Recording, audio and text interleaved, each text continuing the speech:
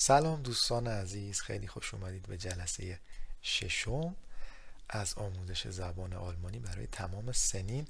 امروز میخوایم یک گریزی بزنیم به گرامر زبان آلمانی در سطح A1 که خیلی مهم و کاربردیه و به شما کمک میکنه در بیان صحبت ها، حرفاتون، جملات درستی بسازید و با مردم ارتباط بگیرید. و شروع میکنیم با ضمایر شخصی در آلمانی. در زبان آلمانی به ضمایر شخصی میگیم پرسونال پرونومن و دقیقا همون کار کردی که در زبان فارسی دارن و انگلیسی دارن رو هم در زبان آلمانی داریم. ضمایر شخصی چند؟ من، تو، او، ما، شما، ایشان. و مثلا در انگلیسی میگفتیم I, you, they. در آلمانی ضمایر شخصی چند حالتن. شروع میکنیم با صرفشون. ایش میشه من، دو میشه تو غیر رسمی دوستانه، زی از. این سه تا همه به معنای در واقع معنای مشابهی دارن. یه معنای او دارن برای و زی. او مذکره، زی او مؤنثه و از هم به معنای آنه که خنثی البته هست، ولی خب در بعضی مواقع میتونه برای جفت اینا هم از از یا داس استفاده بشه، ولی خب به همین شکل بدون. همیشه برای او مذکر، زی هم همیشه مؤنث. و ویا به معنای ما، ایا شمای جمع و زی هم به معنای آنها به طور رسمی، یعنی چند نفر و اگر یک نفر در مقابل شماست بخواید محترمانه خطابش بکنید میگید زی، یعنی شمای رسمی. و این زی رو با این زی نباید اشتباه بگیرید. این بزرگ نوشته میشه در همه جای جمله و این زی فقط ابتدای جمله بزرگ نوشته میشه. اگر وسط جمله بیاد با اس کوچیک نوشته میشه. پس چی شد؟ یه بار دیگه تکرار میکنیم. ایش، دو، زی، از، ویا، ایا، زی. و حالا استفاده میکنیم از این ضمایر آلمانی با سه تا از افعال مهم زبان آلمانی که همیشه هر روز بارها استفاده میکنید و یکی از این سه فعل هست زاین به معنای بودن.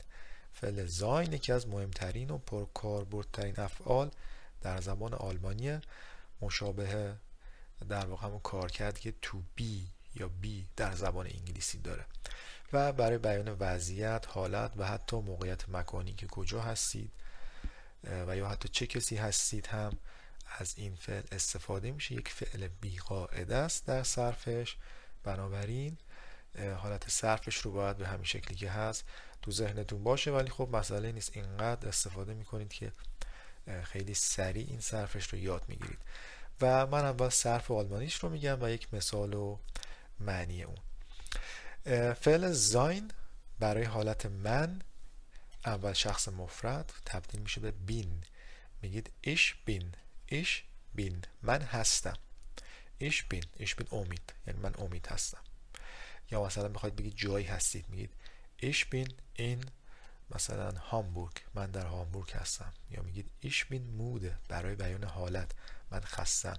ایش بین موده. و همه 6 تا حالت رو یه بار من میگم و میریم و بعد مثال ها رو میخونیم. ایش بین، دو بیست، sie es ist برای هر سه تا حالت ist رو میگیم صرفش میشه ist. wir sind، ihr seid sie sind. و مثال برای du bist mein Freund، تو دوست من هستی.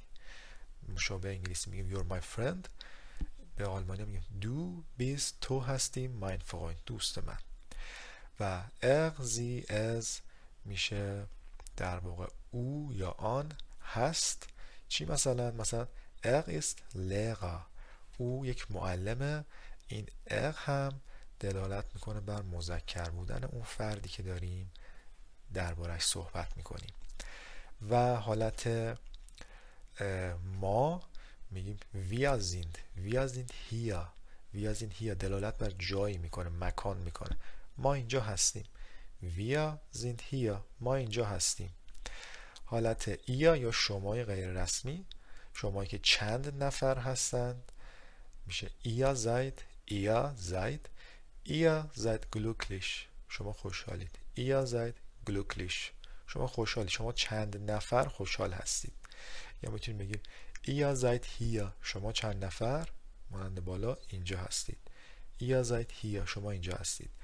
و حالت آنهای جمع یا شما اگر یک نفر باشه در مقابلتون و محترمانه بخواید باهاش مکالمه بکنید، همیشه به جای حالت بیست که برای تو هست، تو دوستان است، بیست دوستانه و غیر رسمی، از زیند استفاده میکنید حالت محترمانه. زی زیند نت میشه آنها چند نفر مهربان هستند، یا او محترمانه، آن فرد که میخواد محترمانه و رسمی خطابش کنید مهربان هست. یا Sie sind hier شما به طور رسمی اینجا هستید. Sie sind hier شما چند نفر اینجا هستید. یا Sie sind nett شما یا آنها مهربان هستند، شما مهربان هستید. و به این شکل. فعل بعدی که خیلی کاربرد داره فعل haben هست. haben یعنی داشتن و یکی از کاربردترین افعاله و برای بیان مالکیت یا در اختیار داشتن چیزی ما از فعل haben استفاده میکنیم. haben هم مثل sein یکی از افعال پایه‌ایه و باید به همین شکلی که از صرفش رو هم یاد بگیرید و خیلی کاربرد داره، مخصوصا که در آینده به درس‌های مربوط به افعال گذشته برسیم با این haben داستان داریم. و خب صرفش چجوری در آلمانی؟ به این شکل میگید ich habe du hast sie es hat wir haben ihr habt sie haben پس برای wir ما و آنها یا شما به حالت haben میاد و برای من ان آخرش میفته میشه ich habe من دارم. ich habe ein Buch من یک کتاب دارم. ich habe ein Buch du hast eine Katze تو یک گربه داری. du hast تو داری eine Katze یک گربه. sie es hat یا es که نمیشه، میشه oder sie او مذکر یا مؤنث hat ein Auto او یک ماشین دارد. hat ein Auto. wir haben Zeit ما زمان داریم. wir haben Zeit میگیم ما زمان داریم. یا مثلا میخوام بگیم ما هنوز زمان داریم، میگیم wir haben noch Zeit. noch یعنی هنوز. wir haben Zeit. این ستش هم که یه خورده گفتم توی صحبت رو دقت کنید، یه تسه و یه حالت میچسبه. سایت من خودم بعضی مواقع موقع گفتن شاید خیلی رو تلفظ دقیقش دقت نکنم، ولی درست بخوایم بگیم میشه سایت. wir haben Zeit. ihr habt Glück شما شانس دارید. ihr habt Glück heute habt ihr Glück شما امروز شانس داشتید. ihr habt شما دارید Glück شانس دارید. شما بگید به کی شانس آوردید میگید ihr habt Glück. sie haben eine Frage شما یک سوال دارید. شما بخواید رسمی با یکی صحبت کنید میگید sie haben eine Frage شما یک سوال دارید. یا آنهای جمع sie haben eine Frage آنها یک سوال دارند. و این هم فعل haben بود که دلالت بر داشتن یا در اختیار داشتن مالکیت چیزی بود که خیلی کاربردی. فعل بعدی کاربردی فعل gehen به معنی رفتن و در روزمره خیلی استفاده میشه gehen و درباره مقصد، جایی که میخواید برید، مدرسه، خونه، پارک و سر کار از گهن استفاده میشه. بیشتر به معنای سفوس گهن یعنی با پا رفتن، پیاده رفتن به این شکل، یعنی در کاربرد به این شکل. اگر مثلا بخواید بگید جایی من با ماشین اتومبیل شخصیم رفتم، گهن هم میتونید بگید، معنا مشخصه، ولی میگید فاقن یعنی با اتومبیل رفتم، یا با وسایل نقلیه دیگه ای رفته باشید فاقن، ولی گهن بیشتر به این کاربردش وقتی که شما پیاده جایی میرید یا اصلا کلا حالا رفتنتون حتی به شهر دیگه با هواپیما هم رفته باشید، همچنان میتونید از گهن استفاده بکنید. ولی خب بحث کاربرد اون مثلا 90% مواقع به این شکل استفاده بشه. مواقع دیگه هم 10% هم دیگه هم هست که برای کاربردهای رفتن چه بدن با هواپیما جایی رفتید، اونم با حالا مثلا فاقن میگید ولی گهن هم بگید اوکیه. حالا در مکالمات عادی خیلی استفاده میشه. صرفش به چه شکله؟ صرفش هم در واقع مشابه قبل میگید ایش گه، ایش گه، من میرم. دو گست، دو گست، تو میروی. زی از گت، او مذکر یا مؤنث یا آن. چرا آن مثلا چه بدون حیوانی چیزیه، میگید آن میرود. ویا گهن، ما میرویم. ویا گهن. ایا گت، ایا گت، شما میروید، شما چند نفر میروید. زی گهن، آنها یا شما رسمی، شما محترمانه، آنها میروند، شما محترمانه میروید. معناش به این شکله. پس چی شد؟ ایش گه سور شوله، من به مدرسه میرم. ایش گه سور شوله، شوله میشه مدرسه. دو گست نخاوزه، دو گست نخاوزه، تو به خانه میروی، تو به خانه میروی. گت اینس بورو، گت اینس بورو، او مذکر به دفتر میرود، دفتر کار. و برای جمع، برای مای جمع میگید ویا گهن این دن پارک، ویا گهن این دن پارک. میگیم چرا اینجا دن شد؟ چون آکوزاتیو بود، اینجا داتیو بود.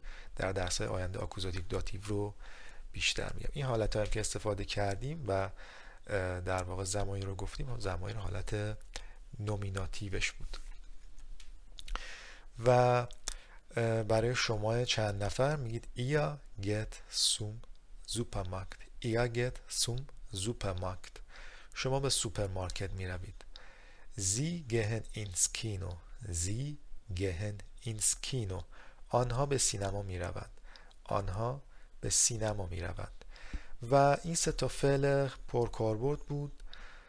گهن به معنای رفتن، هابن به معنای داشتن و زاین به معنای در واقع بودن و حالت شخص و مکان و این چیزها رو بیان میکنه که نیازمند در واقع لازمه استفاده از این افعال دونستن ضمایره، که یعنی من، تو، او، ما، شما، ایشان رو بدونید. ایش، دو، زی، از، ویا، ایا، زی.